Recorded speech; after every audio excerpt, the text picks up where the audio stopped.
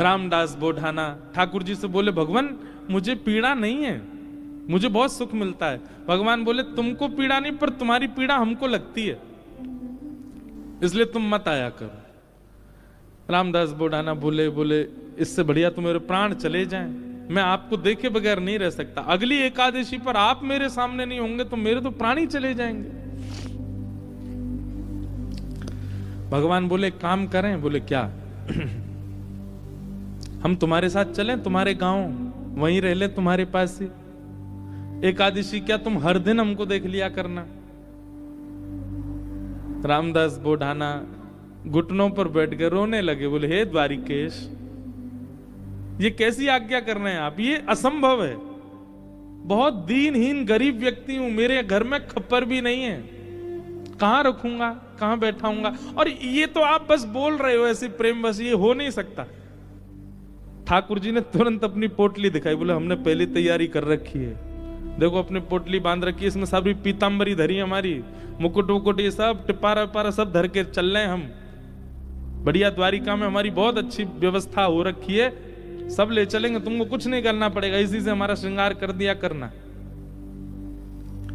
रामदास जी बोले, आप सच बोल रहे हैं क्या? ठाकुर जी बोले, हम सच बोल रहे हैं, हम चलें तुम्हारे साथ, वहीं रहेंगे, तुम्हारे पास ही, रोज देख लिया करना। रामदास जी बोले, फिर द्वारिका का क्या होगा? ठाकुर जी बोले, हम जहां बैठ जाएं द्वारिका वही है। और रही बात, जब एक साथ हम 5 रूप धारण, हजारों रूप धारण कर सकते हैं, तो 2 रूप भी धारण कर लेंगे। आज तक तुमने एकादशी जिस रूप को देख करके की है, वो रूप तुम्हारे पास रहेगा, यहां एक दूसरा व्यवस्थित हो जाएगा। रामदास जी को पूरी तरह यह विश्वास हो गया कि ठाकुर जी मजाक नहीं कर रहे, ये सच बोल रहे हैं, ये चलेंगे मेरे संग। नियम का फल ये मिलता है। देखो, एक नियम को जब व्यक्ति तत्परता से करता है तो ठाकुर जी ऐसा देते हैं उसको। कई लोग कह देते हैं एकादशी पर भूखे रहने से भगवान को कोई, इससे थोड़ी प्रसन्न होंगे भगवान। ठाकुर जी प्रसन्न नहीं होते हैं, पर आपकी तत्परता ठाकुर जी देखते हैं। आजकल बच्चे ऑफिस जाते हैं, ऑफिस का टाइम क्या 9 बजे, अब कोई आवे 9:30, कोई आवे कोई आवे 9:45। अब उसको सब लोग, जो टाइम पे आने वाला बच्चा, उसकी सब मजाक उड़ाते हैं, बोले तू भी क्या पागल है, 9 ही बजे आ जाता है बिल्कुल। अरे सैलरी ले रहे हैं, मेहनत करनी है, ठीक है, टाइमली, ठीक है, थोड़ा आधा पौना घंटा ऊपर नीचे चलेगा, लेकिन वो बालक कहता नहीं, ये मेरी तत्परता, मैं 9 बजे ही आऊंगा। और वो 9 बजे आने वाला बालक, वो कभी ना कभी उसका जो बॉस होता है ना, वो खुश होकर के कुछ तो उसको देता है, उसको थोड़ा अपग्रेड कर देता है। सिंसियरिटी, आपके कार्य के प्रति आपका स्वामी देखता है। ऐसी भक्ति में भी सिंसियर होना बहुत जरूरी है। होता उससे कोई ठाकुर जी बहुत प्रसन्न नहीं, पर हां ठाकुर जी दृष्टि तो रखते हैं। परिक्रमा लगा रहा है, कैसे लगा रहा है, एकादशी कर रहा है, कर कैसे रहा है, तिलक स्वरूप करता है, उस समय क्या उच्चारण करता है, मंदिर जाता है, प्रसाद कैसे पाता है, दर्शन कैसे करता है, इन सबके प्रति जो आपकी सिंसियरिटी, वो ठाकुर जी देखते हैं। रामदास को ठाकुर जी बोले, अब तो तुम जाओ, अगली बार बैलगाड़ी लेके आना। कैसे लेके जाओगे हमको? बैलगाड़ी में तुम्हारी में चलेंगे। रामदास जी चले गए, बैलगाड़ी ढूंढी, कहीं बैलगाड़ी नहीं मिली, बूढ़े बूढ़े बैल मिले, छोटी सी टूटी फूटी सी बैलगाड़ी मिली। रामदास जी बैलगाड़ी लेके द्वारिका आ गए। द्वारिका आए, आज सब लोग बोले, क्यों रे भाई रामदास, अब तो तुम बैलगाड़ी में आने लग गए। रामदास जी बोले, अब वयोवृद्ध हो गए ना, तो अब चला हो नहीं पाता, तो बैलगाड़ी से आए। बोले बहुत अच्छा। रामदास जी आए, प्रसाद आदि, गोमती सागर में स्नान किया, प्रसाद पाके रात में कीर्तन करने लगे। सब चले गए, रामदास जी कीर्तन कर रहे थे। अचानक से एक कपाट खुला ठाकुर जी का। अभी तक तो ठाकुर जी चिंतन में बात कर रहे थे रामदास से, पर रामदास जी ने नेत्र खोल करके देखा तो स्वयं द्वारिकाधीश अपनी एक भुजा में तो पोटली उठा रखी है और एक भुजा से किवाड़ खोल रहे हैं।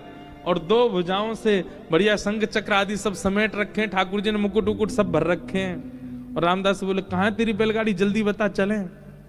जैसे कोई भागता है घर छोड़ के, ऐसे ठाकुर जी भाग रहे थे। आज भी मंदिर दर्शन करने जाओ आप तो द्वारिकाधीश जी की जब परिक्रमा करेंगे तो पीछे ही रामदास बोढ़ाना जहां से जिस खिड़की से ले गए ठाकुर जी को, वो खिड़की है अभी भी मंदिर में। ठाकुर जी निकल के बाहर आ गए। चलो, रामदास जी को तो विश्वास ही नहीं हो रहा है, स्वयं द्वारिकाधीश मेरे साथ जा रहे हैं। चतुर्भुज हैं, बढ़िया चल रहे हैं, पीतांबरी पहन की, चंदन की सुगंधी आ रही है, केसर जैसा पूरा माहौल आच्छादित हो गया उससे। ठाकुर जी जैसे ही गए, रामदास जी बोले भगवान टूटी फूटी बैलगाड़ी है, बैठ जाओ।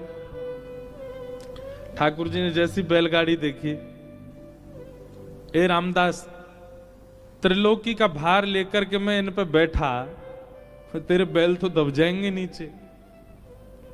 भगवान अब क्या करें, यही व्यवस्था मिली थी। इतना सीधा, इतना भोला रामदास। ठाकुर जी बोले काम कर, तू बैठ, हम चलाते हैं बैलगाड़ी। रामदास जी बोले ऐसा मत करो नाथ, मैं ही चला दूंगा। नहीं नहीं, ये तो हमारे अभ्यास की वस्तु है। अर्जुन के खूब हमने रथ हाँके हैं, बहुत दिनों बाद बैलगाड़ी मिली, चलो हाँके थोड़ा इसको। और रामदास पीछे बैठे हैं और ठाकुर जी आगे पैर लटका के बैठे और बैलगाड़ी चला रहे हैं। ठाकुर जी के स्पर्श होते ही बैलगाड़ी तो बिल्कुल नवीन हो गई, बैल बिल्कुल युवान हो गए। यहां मंगला का समय हो रहा था, सूर्य उदय हो रहे थे धीरे धीरे। ठाकुर जी बोले रामदास, इस सुबह होते ही सब पंडा पुजारी भागेंगे, ढूंढेंगे, देखेंगे मंदिर में तो मैं हूं नहीं, सब आ जाएंगे। ये हमको बीच रास्ता में ही पकड़ लेंगे। तभी थोड़ी दूर ही पहुंचे थे, वहां एक बाबरी थी, एक सरोवर था। ठाकुर जी ने कही तुम हमको नीचे छुपा दो ताकि कोई हमको ढूंढ ना पाए, क्योंकि ढूंढने वाले तो आएंगे और जब ढूंढ हार के चले जाएं, कुछ ना मिले, फिर हमको दोबारा लेके फिर चल देना आगे। रामदास जी मनी मन इतने प्रसन्न हो रहे हैं, बोले ठाकुर जी आपको क्या पड़ी है जाने की मेरे साथ? अरे मैं तो मना कर चुका हूं 5 बार कि ठाकुर जी आप यहीं रह लो, पर नहीं, उन्हीं की इच्छा है जाने की। जब मन ऐसा भटकता है ना ठाकुर जी में, तब ठाकुर जी ऐसा करते हैं। आपके मना करने पे भी चल देंगे आपके साथ। हमारे लाल जी, गिरधर लाल जी,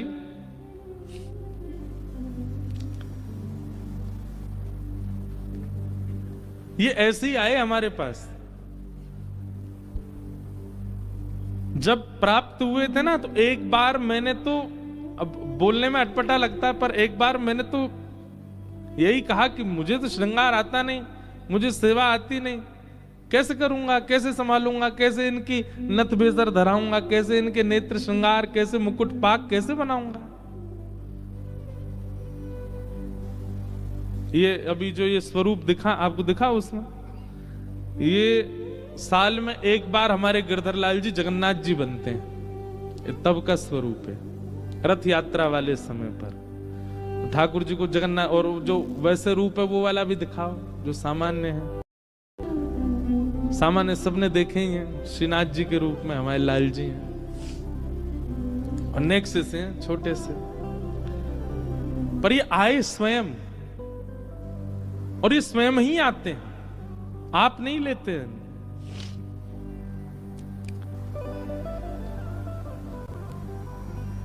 रामदास नीचे बावरी में ले जाकर के द्वारिकाधीश जी को छुपा दिया। पीछे से सब पुजारी दौड़े दौड़े आए,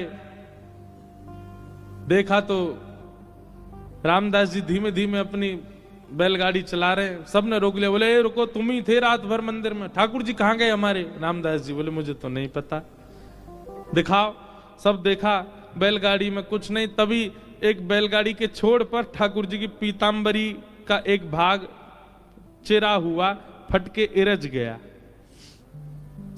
अच्छा, ये सब लीला भी ठाकुर जी जानबूझ के ही करते हैं, क्योंकि कहीं ना कहीं कुछ ना कुछ ठाकुर जी को दूसरों को संकेत कराना है। ठाकुर जी की पीतांबरी का वो अंग वस्त्र जैसे ही मिला, सब लोगों ने रामदास जी को पकड़ लिया, बोले ठाकुर जी तेरे संग ही हैं, तभी तो ये चीरा फटा हुआ है यहां पर, कहां है जल्दी बता। उन्होंने मना किया तो सबने उनको मारना शुरू कर दिया, इतना मारा इतना मारा इतना पीटा, बेचारे अधमरे से हो गए, बस श्वास चल रही है, बाकी तो नेत्र बंद हो गए, सुध बुध चली गई, गिर गए धरती पर। पुजारियों ने देखा, बोले ये तो अधमरा हो गया, ठाकुर जी कहां हैं, ढूंढो।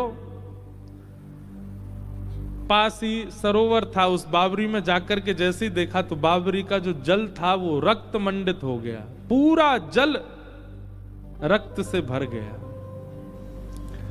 देख करके सब लोग घबरा गए, सारे ब्राह्मण बोले ये जल इसका कैसे हो गया, ये जल आ कहां से, ये रक्त आ कहां से रहा है।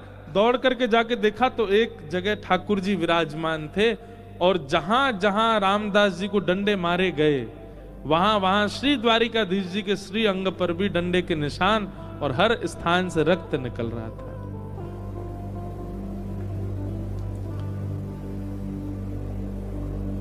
सब पुजारी जी चरणों में गिर गए, सब ब्राह्मण देवता बोले भगवान ये क्या हो गया, बोले ये क्या हो गया, मेरे भक्त को मारते हो, मेरी इतनी आराधना करी, मेरी इतनी सेवा करी, इतना अर्चन किया, उसके बाद भी ये नहीं समझ पाए कि मेरे भक्त और मुझ में कोई अंतर नहीं है। सब क्षमा याचना करने लगे। ठाकुर जी बोले अब कुछ नहीं होगा, अब तो हम रामदास के साथ ही जाएंगे और वहीं रहेंगे। और ठाकुर जी सब देखते रह गए, लेकिन रामदास जी के साथ में ऊपर आए ठाकुर जी, और आकर के रामदास जी को जैसे हृदय से लगाया, सारे घाव ठीक हो गए, और कहा ले चलो हमको। ठाकुर जी गए सीधे और डाकोर जी में जाकर के रामदास जी के यहाँ विराजमान हो गए, और उनका नाम पड़ा रणछोड़ राय भगवान। बोलो रणछोड़ राय भगवान की। रास रचो है, रास रचो है, आज यमुना के नारे महारास रचो है। रास रचो है, रास रचो है, यमुना के नारे महारास रचो है। रास रचो है, रास रचो है, आज यमुना के नारे महारास रचो है। रास रचो है, रास रचो है, यमुना के नारे महारास रचो है। हे राधा नचे, ओ राधा नचे, हे राधा नचे, कृष्ण नचे, नच गोपी जन, राधा नचे, कृष्ण नचे, नाच गोपी जन। क्योंकि मन मेरा बन गया सखी रे पावन वृंदावन। मन मेरा बन गया सखी पावन वृंदावन। हे मन मेरा बन गया सखी रे पावन वृंदावन। मन मेरा बन गया सखी पावन वृंदावन। ओ रास रचो है, रास रचो है, आज यमुना के नारे महारास रचो है। रास रचो है, रास रचो है, यमुना के नारे महारास रचो है। हे रास रचो है, रास रचो है, यमुना के नारे महारास रचो